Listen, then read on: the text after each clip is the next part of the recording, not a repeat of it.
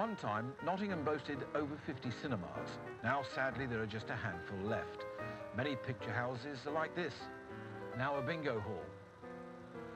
But we are able to go back in time with old Nottingham films preserved by the city's historical film unit. And we're going to look at some old films showing how Nottingham used to be. In 1958, the film Saturday Night Sunday Morning would change the landscape of Nottingham filmmaking forever. Written by Alan Sillitoe, its gritty representation of the Midland working class inspired a new generation of Nottingham filmmakers. Their ideals and philosophy were built around the shared accessibility of filmmaking. The group was called New Cinema Workshop.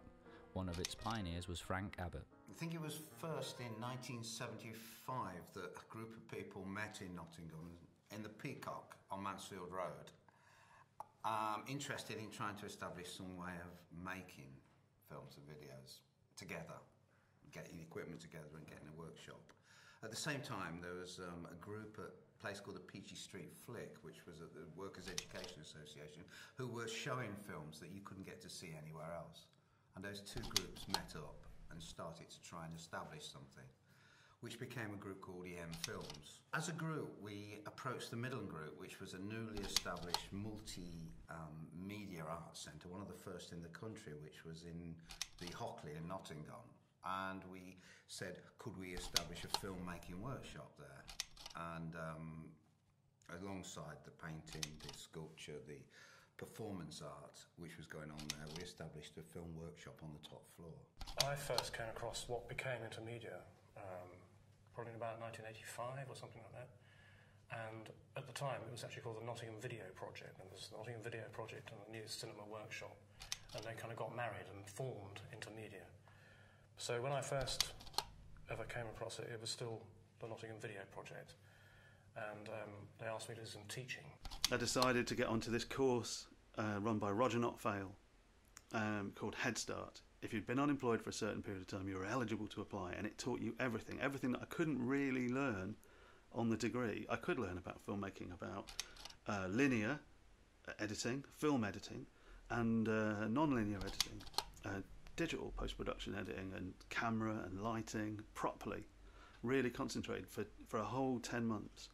And out of that, my whole kind of short film making as a director started.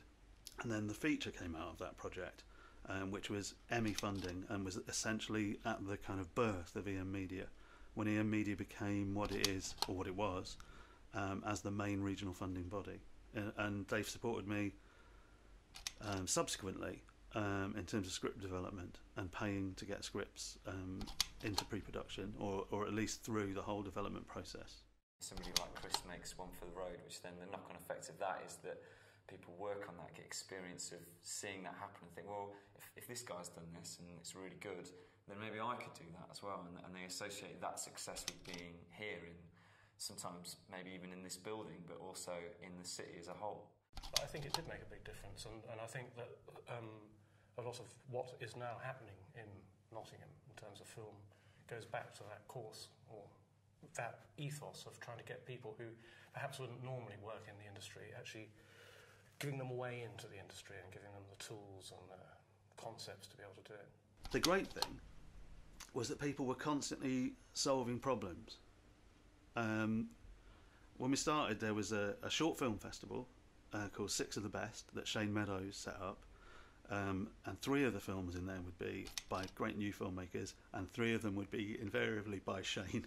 It'd be 6 films, all with Shane in them. I started noticing that more, sometimes half of them would be shot by me. I thought, oh my God, you know what I mean? I've kind of started to make stuff. But then when that ended, when Shane's career started to take off, Bang Short Film Festival got set up. And it didn't just fill a void, it expanded a whole remit, a breadth of different short films from the region that could be screened. I think a city like Nottingham is small enough, actually, for everybody to be able to know one another. The writers can know the performers, the musicians, and the filmmakers. And out of that, hopefully, new films can be generated. We've got a really good history in Nottingham for filming, such an established filming community, but a really growing one as well. So it's something that tends to go on but we don't necessarily showcase it to the world that this is going on. But having films like the Batman film coming to Nottingham, filming at Woollerton Hall, that really helped to put us on the map, because people actually across the globe got to see that Nottingham was there in quite a prestigious way. I think all of those places, Confetti, Antenna, BFI, the BFI Academy, all of those things that are happening in Nottingham are really important, because where is the future going to come from if not from there, Well, there isn't one beginning to the story of Nottingham in film. There are lots of beginnings to the story of Nottingham in film, and there are lots of directions that it's going in, and anyone can kind of hop on and start contributing to that journey that Nottingham film is, really. Tell their own stories, be great documentary filmmakers, be dramatists, be short filmmakers, be promo directors, whatever it is they want to do it. At the turn of the century, movie enthusiasts have been photographing scenes and events, never realising they would be seen years later with nostalgia and interest.